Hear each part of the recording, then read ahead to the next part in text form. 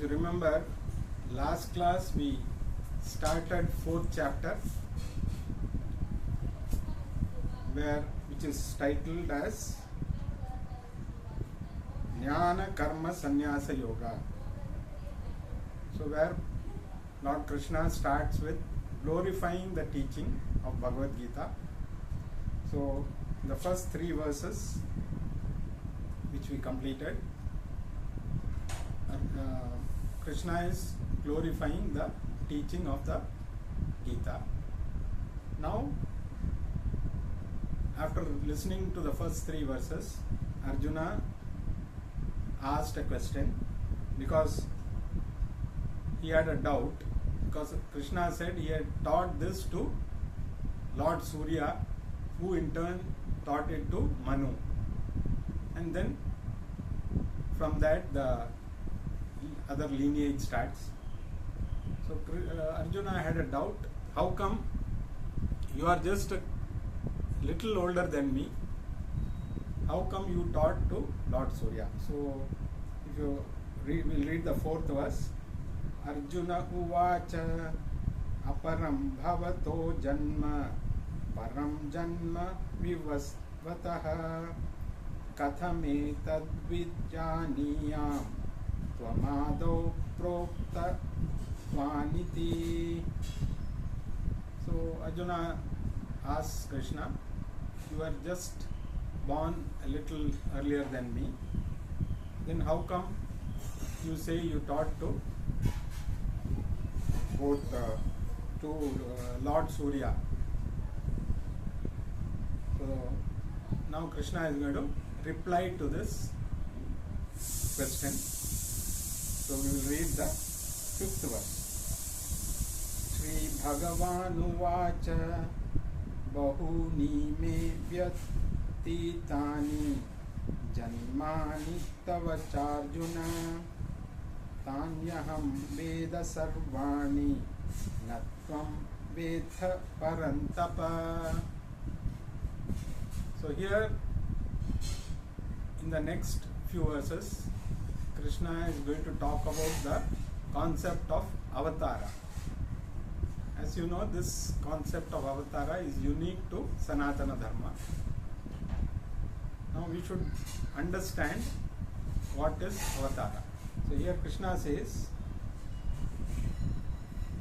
many births have passed for me and as well as for you. The difference is, I know all of my previous births, but you don't know them. So this is where we need to understand the difference between an avatara and a normal being. So Krishna says, we have both gone through many births and we are continuing, and I have also gone through many births like you, but only thing is I remember all of them, you don't remember any of your previous births. So now the concept of avatara we need to understand. What is an avatara? What is the difference between a normal human being and an avatara? So basically there are 3 differences. The first one is the cause of an avatara. What is the cause of a human being and what is the cause of an avatara? The second one is the nature. What is the nature of an avatara and what is the nature of a normal being?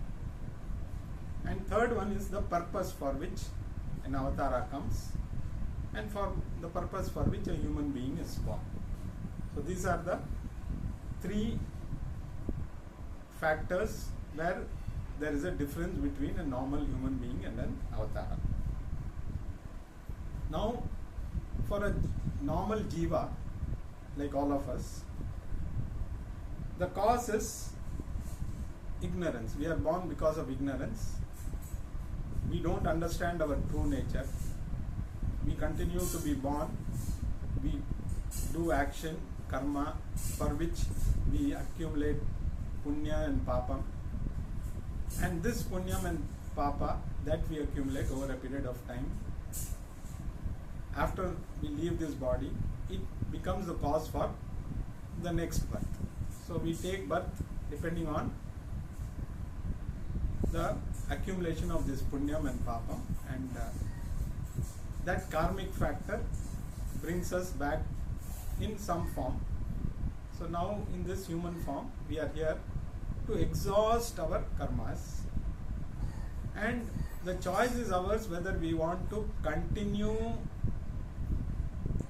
in this cycle or remove the ignorance and gain moksha. So the choice is ours. Now, an avatara is not born out of ignorance. An avatara is the very source of knowledge. So he doesn't take birth like a normal, he descends. Human beings are born, avatara descends. So that is the basic difference between an avatara and the first difference. The second difference is the nature. A normal jiva, or we call it as a samsari, goes through various problems, goes through sorrow throughout his or her life, which is a direct result of the karma, prarabdha karma. So you go through pleasure and pain, but more of pain than pleasure, and we go through this. So this is the nature of every jiva. Avatara is already a nitya mukta. He is not in any way bound by sorrow or any action, because he is not born out of karma. So that is the. And another difference is,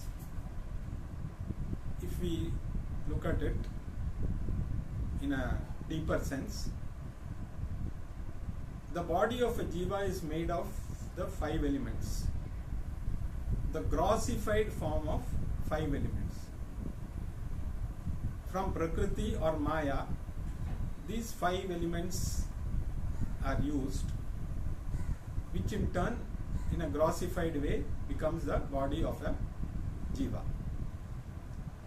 An avatara directly comes into being through Maya. So there is no use of the 5 elements, there is no grossification process.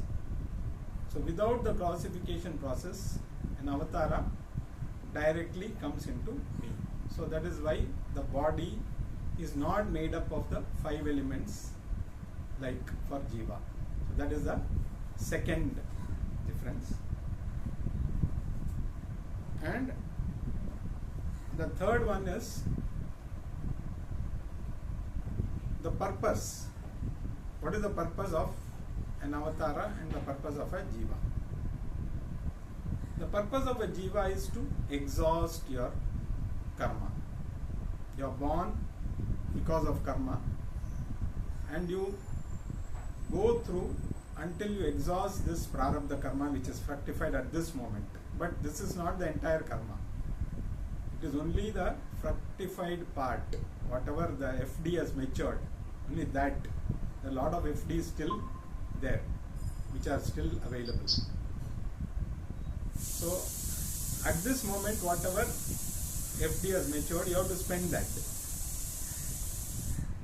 In the process, you may either accumulate more karma, or you may opt to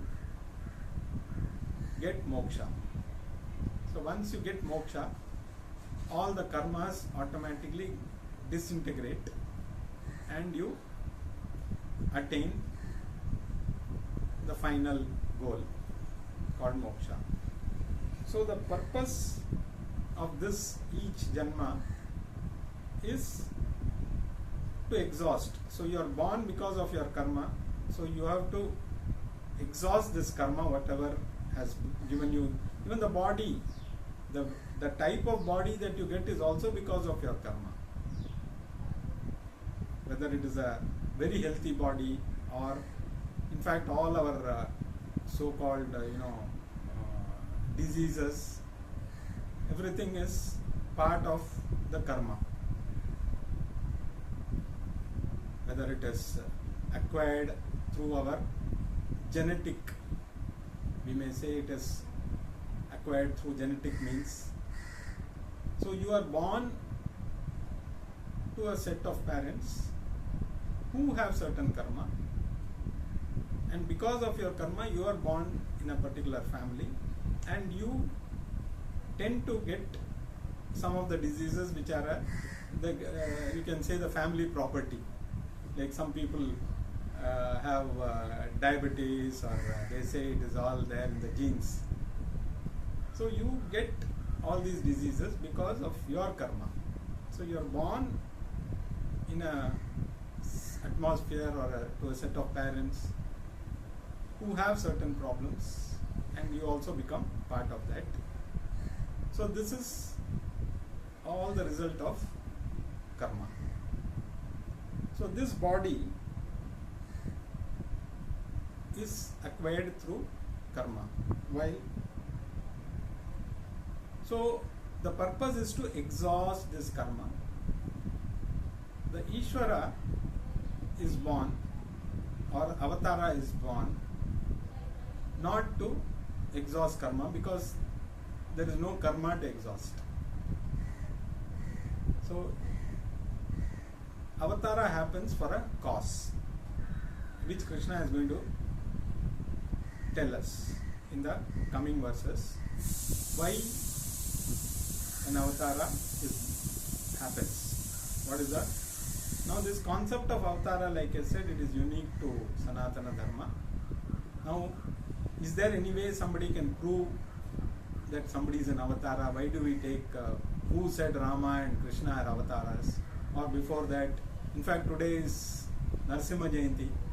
So one of the avatars was supposed to have happened on this particular day, the Narasimha avatara. Now among all the avatars, we concentrate or we take lessons from two avatars, Rama avatara and Krishna avatara.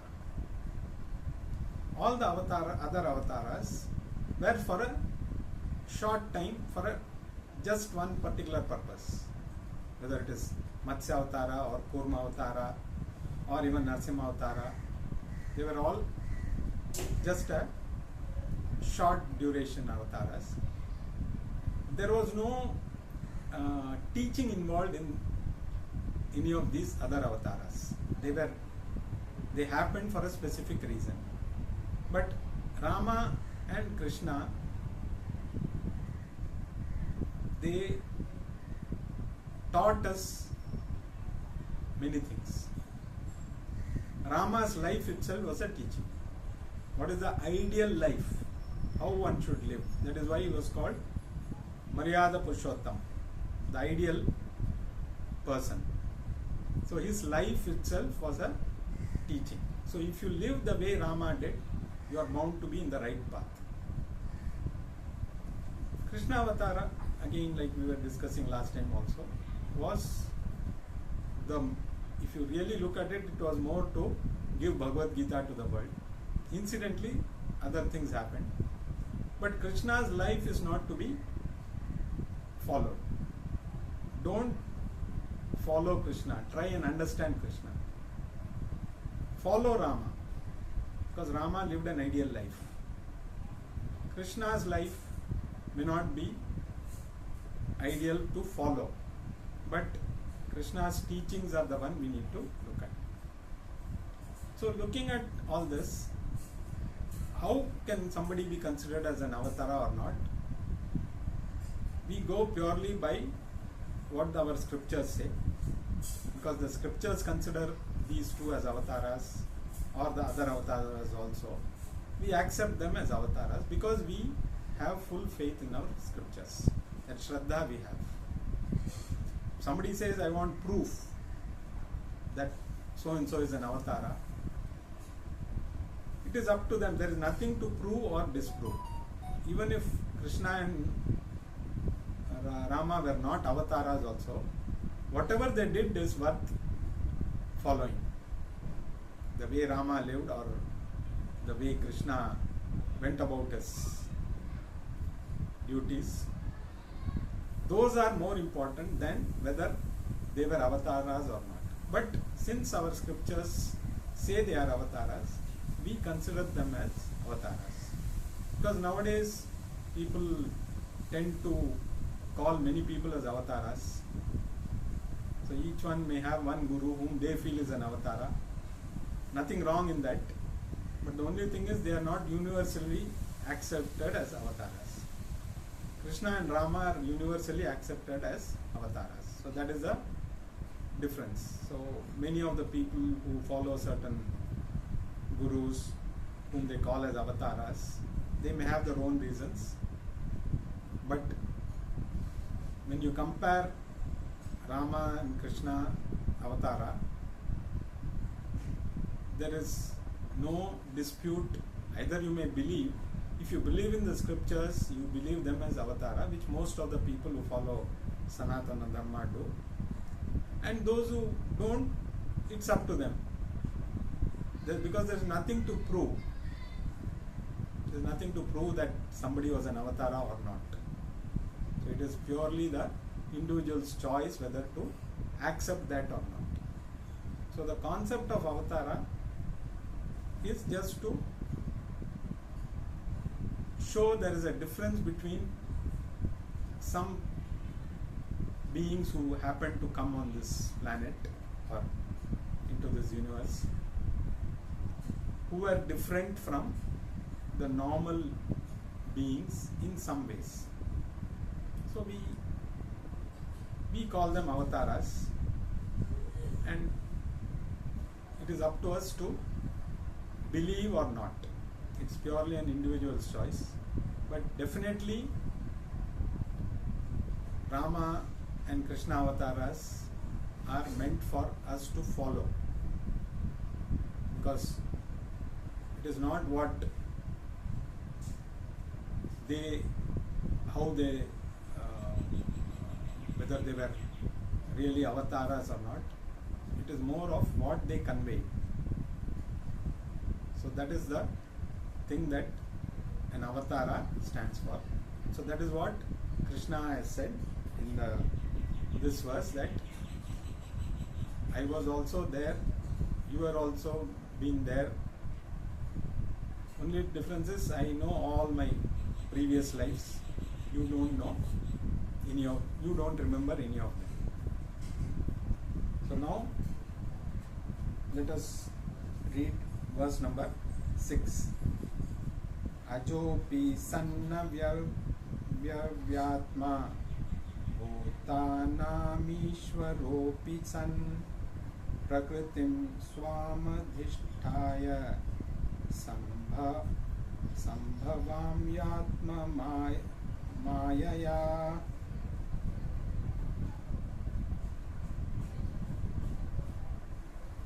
So here he is telling us his nature, which we just discussed a little bit in the previous verse also. Even though I know that I am eternal,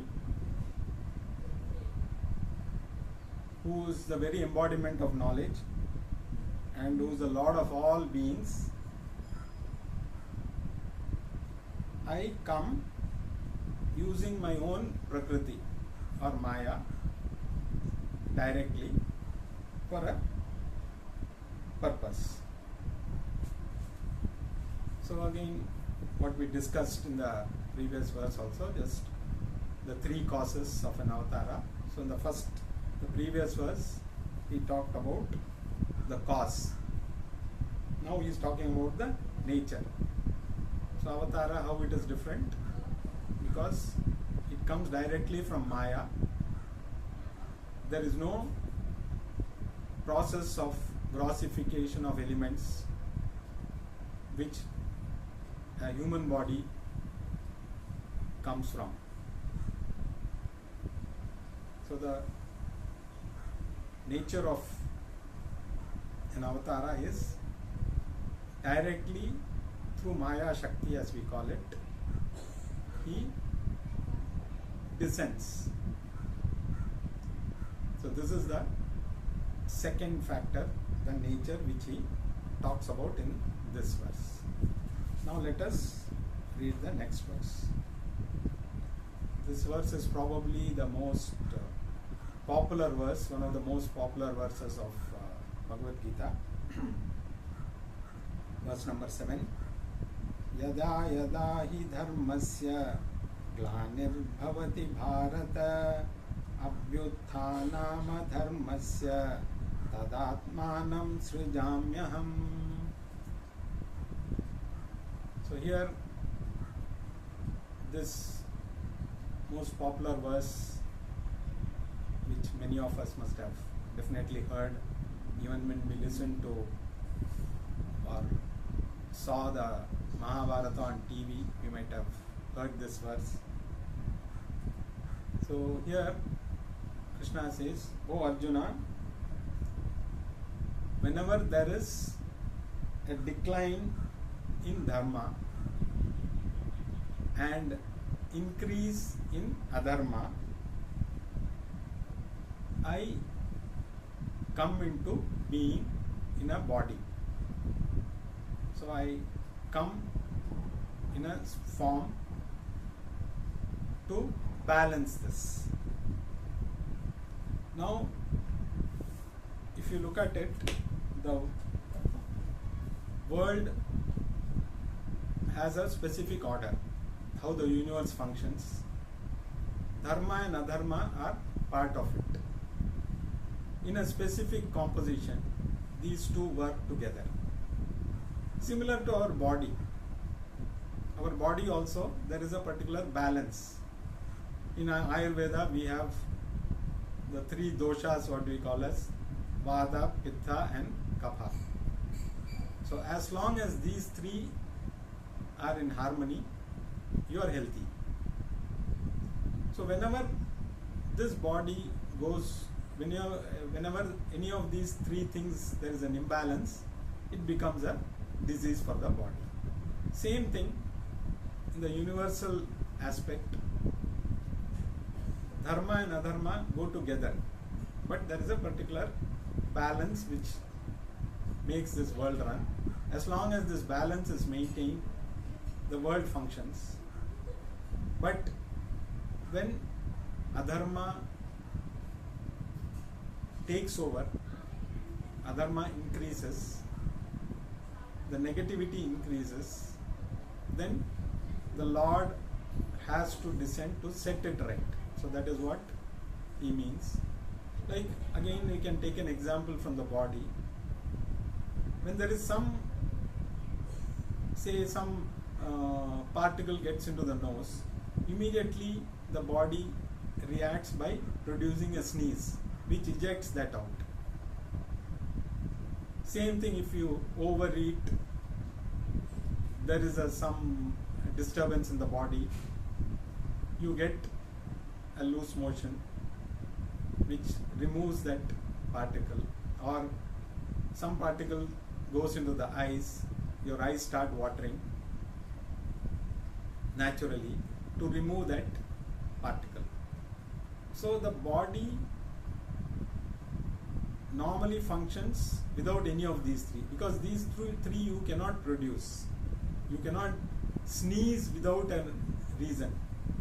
Unless the body wants to eject out something, you cannot sneeze on your own. Same with the other two.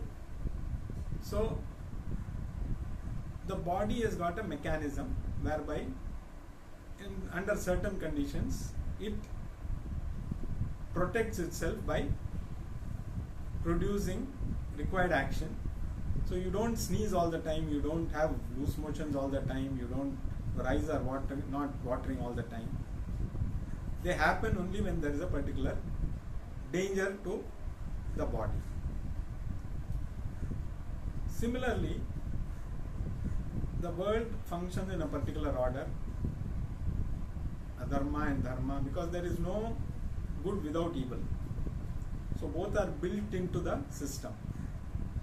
In the right proportion.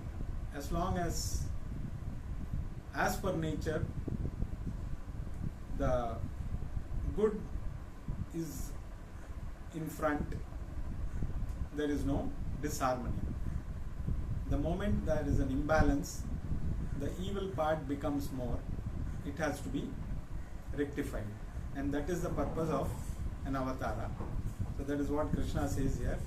Whenever there is an imbalance in the system, whenever adharma takes over, I, through Maya Shakti, already he has told how he comes, using Maya Shakti, I appear in this world, or I descend on this world to set that right.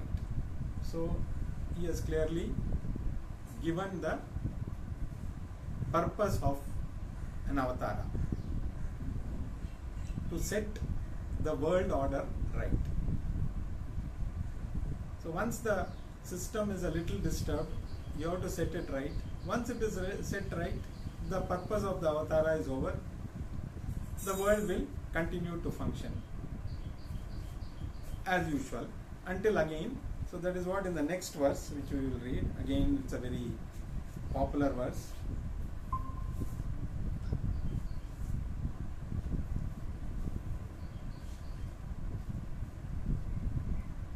परित्राणाय साधूनां विनाशाय च दुष्कृतां धर्म संस्थापनार्थाय संभवामि युगे युगे. So again, it's a very popular verse. We might have all heard this before. So again, he is emphasizing the purpose of his avatara for the protection of those who are committed to dharma.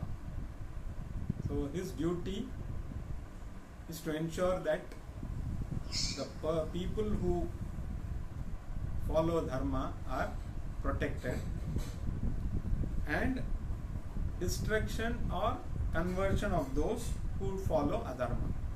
So either some people have to be eliminated, or some people may realize they are not in the right path and change their nature for the establishment of dharma.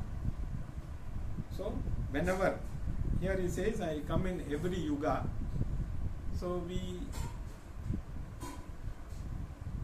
may understand that there is an avatara in every yuga. Like Rama avatara happened in Treta Yuga, and Krishna avatara in Dwapar Yuga. So we assume that it happens once in every yuga. It need not be. Here it is just a way to say that whenever it is required, it may happen one in one yuga, or it may happen many times in a yuga also, if there is a continuous disturbance in the system. So whenever there is a imbalance, to protect the people who follow dharma, I come into being and either destroy the people or whatever factors are responsible for the imbalance, the adharma, and or change their way of thinking, because some people may change, some people may not change. So they have to be destroyed. So for that reason, I need to come. So these verses, Krishna is just giving us an insight into the concept of avatara, how the world, whenever it goes out of balance or happens to be disturbed in some way. Even now we can see a lot of adharma happening around us. But at what point the Lord decides this is not,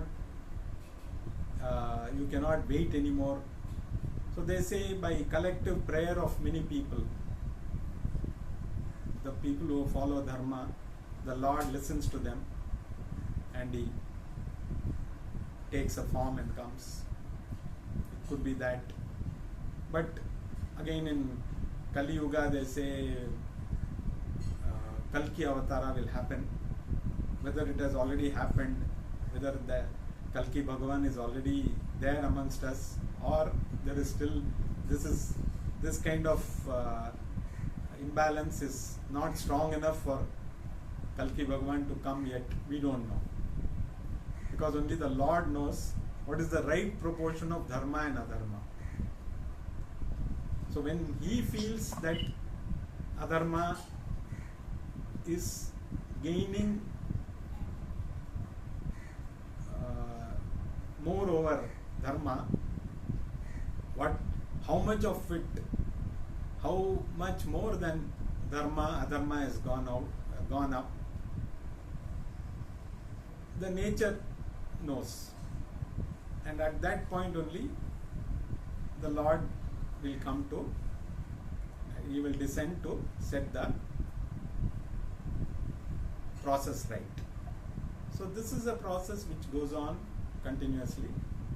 Avataras will definitely happen. As long as we follow dharma, we have no problem. Those who follow adharma, they definitely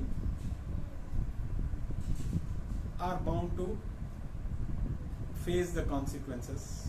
Now, even the war which is happening now, it's also, you can say, a war between dharma and adharma, because definitely we have not initiated it. We are only retaliating because of what we had to go through. So this is also a war between dharma and adharma, you can say, in a broad sense. Of course, in modern day you can have so many factors, so very difficult to say who is following dharma or not.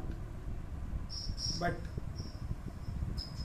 going by the circumstances, the way things happen, we can say that this is also very similar to somebody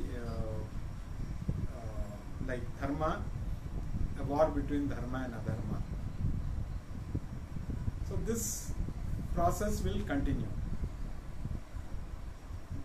because the world is going to continue. So this always will continue as long as the world exists, and which is going to be there eternally. The choice is completely up to the individual whether he wants to gain moksha. And once you set your sights on that, all these things will become meaningless, because when you understand the purpose of your life, automatically all this doesn't matter. There is no dharma or adharma. Everything is one and the same. So that is the choice of an individual. So having taken birth, it is your choice how you want to live. You can continue doing what you were, again come back depending on your karma, again go through the same joys and sorrows, whatever happened in your life, in whatever form you come. But the whole purpose of Bhagavad Gita is to get out of this cycle, gain that knowledge, and prevent further birth sentence. So we will continue in the next class.